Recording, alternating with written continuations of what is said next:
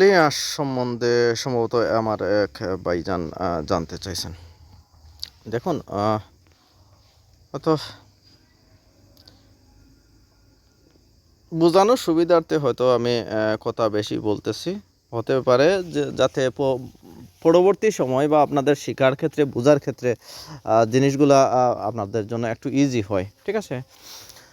আর কেন কথাটা বলতেছি, আপনারা এখানে যা ঘটছে কোনো থিওরি বা সিম্পল প্রসঙ্গগুলাই দিয়েই বলতেছে, কোনো থিওরি আমি প্রসঙ্গটা উল্লেখ করতেছি না। এখানে কোনো থিওরির খেলা নাই ভাই, যা আছে তাই। এই যে এই জায়গার ভিতরে মান্থলি চার্ট, এখান থেকে আপনি কত সাল দেখুন, এই 10 সালের কাহিনির পর থেকে এই যে জায়গার ভিতরে ছিল, তারপরে দেখা গেছে যে এই প্রাইসটা এইটুকু পর্যন্ত উপরে গেছে, এর উপরে আর যায়নি। তো দেখুন, যখন একটা ট্রেন্ড হবে বা এইরকম হবে, তো দেখেন 100 টাকার জিনিস 1000 টাকায় যাবে, ঠিক আছে। তো একটা ট্রেন্ড থাকা লাগবে। ওকে, এখানে এসে আপনি মোটামুটি বুঝছেন যে এই প্রাইসটা আবার ঘুরে গেছে, সোনালী আঁশের যে বিষয়টা ঘুরে গেছে। তো এখানে দেখুন, এই যে উপরে গেল, এই যে সাইডওয়েজ মারলো, তারপরে দেখুন এই বক্স থেকে এই যে যেখানে আসে তো ঘুরে ফিরে আবার এই এলাকায় চলে আসবে। তো এই যে উপরে গেল, এখানের উপরে আর যাচ্ছে না, ব্যাস এখানে এসে আপ ডাউন করে ফাইনালি সে আবার নিচের যাত্রা শুরু করলো। সোনালী আঁশের সিম্পলভাবে দেখাচ্ছি। ওকে, এবার আসেন উইকলি চার্টে সুইচ দিলাম, দিয়ে আমি ওই জায়গাটা দেখাচ্ছি যে এখানে আমার অনেক আঙ্কেল বা বড় ভাই বয়সী তো এইরকম কিছু কয়েকজন ছিলেন যে এই সকল জায়গায় সোনালী আঁশ নিয়ে একটা প্যারা ছিল।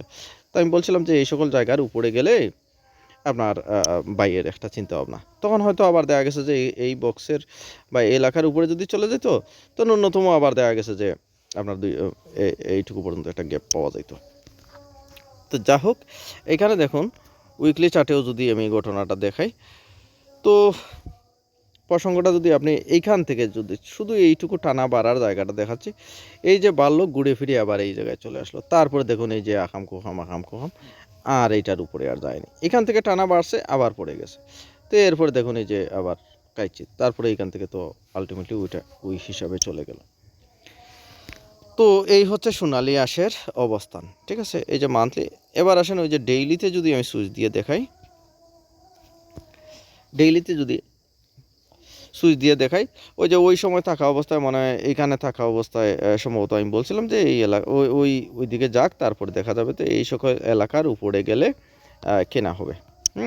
উপরে তো উপরেও যায়নি, কেনাও হয়নি, বিষয়টা এইভাবে সিম্পলভাবে দেখেন।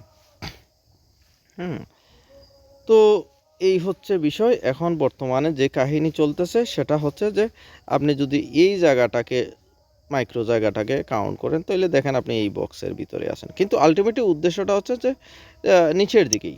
আপনি যদি এইটা চেক করেন, এইটা দেখলে বাপটা বুঝতেছেন যে এইখান থেকে উপরে যাওয়ার পরে বহু বছর এইখান থেকে যদি চিন্তা করেন, তো এর ভিতরেই তো আমি দেখাইছি, হয় মার্কেট এইরকম যাওয়ার পরে এই হবে, হ্যাঁ এই হবে, অথবা এখানে যাই এবার টানা পড়ে যাবে। তো এই তিনটা প্রসঙ্গ থাকবে এইখানে, ঠিক আছে। তো এইখান থেকে দেখতেছেন আপনার এই বক্স থেকে সেই নিচে পড়ে গেল, এখন ওখানে একটু হয়তো ডে চার্টের হিসাবে দেখতেছেন এখানে গুছুমুছু করতেছে, আলটিমেটলি সে এই দিকেই চলে আসবে।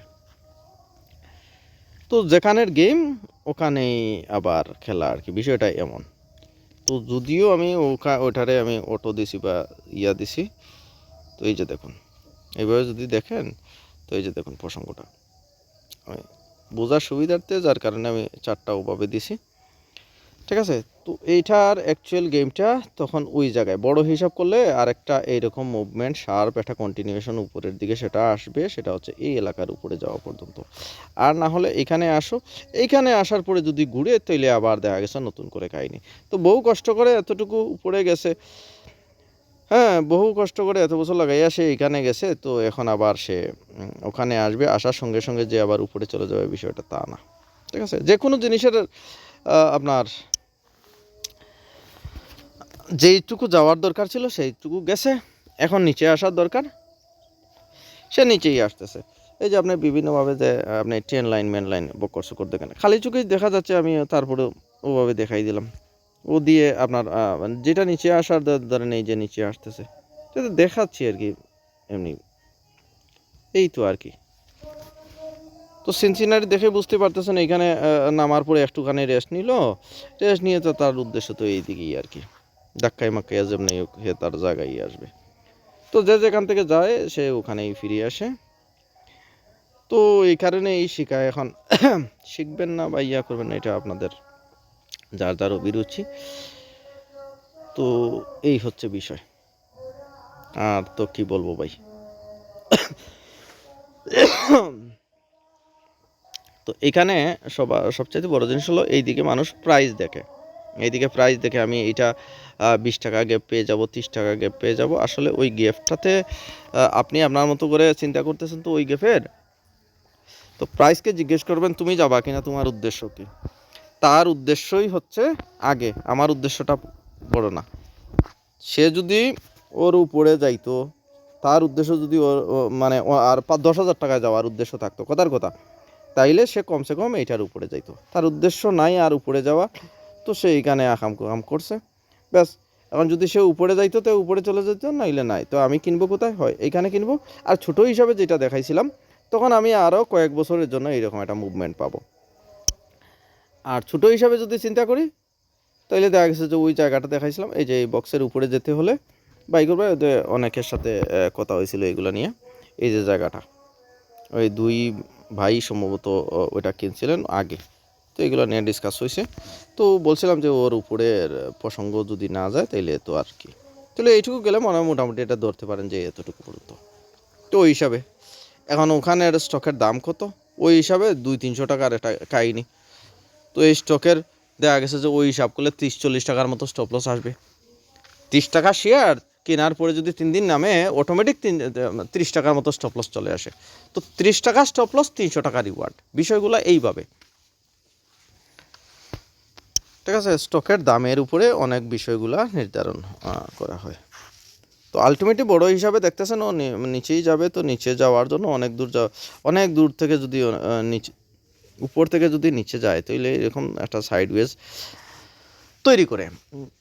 মানে ধরেন উদাহরণস্বরূপ বোঝানোর সুবিধার্থে আমি বর্তমানে আছি সিলেটে। তো যাই হোক, আপনি ঢাকা থেকে সিলেটে আসার পথে মধ্যেখানে একটু তো আর টানা আসবেন না, ওই একটু রেস্ট নিয়ে আসবেন। তো এই রেস্ট যখন নেয় তখন মানুষ মনে করে ওইটা সাপোর্ট হয়ে গেছে, রেজিস্ট্যান্স হয়ে গেছে, আর মনে হয় নিচে যাবে না, এখান থেকে ঘুরে যাবে নাকি।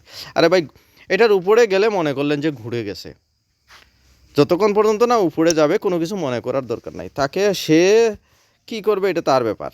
সে যদি এইটার উপরে যায় তাইলে বুঝলেন যে না ঘুরে গেছে, আর না হলে তো সে তার জায়গায় তার নিচে যাওয়া, তো তার নিচের যাওয়ার কাহিনী থাকবে। যদি এর নিচে যায় তাইলে মনে করলেন যে আরও নিচে যাবে। আপনি এইভাবে স্টেপ বাই স্টেপ আগাবেন। এটা নিচে যায় যদি মনে করে তাহলে না, এটা নিচে আসলে আমি এখানে কিনে ফেলবো, তো আমি এইটুকু গ্যাপ পাবো। এইখানে হচ্ছে উদ্দেশ্য নিচে যাওয়ার, ঠিক আছে। তো এখান থেকে ঘুরে গেলে যে না আমি ওই পর্যন্ত চলে যাবো, এটা পসিবল না। তো এইরকম কিছু কিছু জিনিস আছে, যার যার মতো করে যার যার হিসাব, ঠিক আছে। তো স্টক যখন এইরকম নাটক সিনেমা করে, তখন আসলে ওই যে মানুষ দ্বিধাদ্বন্দ্বে পড়ে যায়। মানুষ যখন এইরকম একটা ঘটনা করে, এই সকল জায়গার ভিতরে মানুষ ব্যবসা করতে চায়, কি করতে চায়, ঠিক আছে, এই সকল জায়গার ভিতরে আমি আগে কিনে ফেলছি, সর্বনাশ। সবচেয়ে বড় জিনিস হলো মানুষের যেটা সাধারণত, এটা আমি আপনার কথা বলছি না, মানে সবার উদ্দেশ্যে মিলেই বলছি, বা সব ক্ষেত্রে মানুষ যেটা করে আর কি, আমি সবচাইতে কমে কিনবো আর সবচাইতে বেশিতে বিক্রি করব। মানে হচ্ছে যে আমি 0-তে কিনবো, 100-তে বিক্রি করব। এই চিন্তা ভাবনা যাদের ভিতরে কাজ করে, তারাই দেখবেন আপনি কেনার পরেই নিচে যায়, আরও নিচে যায়। আর যেটা বলছিলাম আমি, দ্রুত 5% টাইম বা 10% টাইম সর্বোচ্চ ধরে নিলাম এই উপরে যাওয়া জায়গাটাকে, আর ওই জায়গাটাই এই কাইচিত করে হয়ে হাম করে সে নিচে যায়। আর এই জায়গার ভিতরেই সবাই বাই সেল করে 95% মানুষ। আর এই দিকে যখন যায় তখন হয় বেড়ে গেছে বা এসেই একটু কমে আসুক তাইলে কিনবো, তখন মনে করেন এইরকম একটা জায়গায় আসছে বা এটা সেটা, তো সাপোর্ট পেয়ে উপরে চলে যাবে।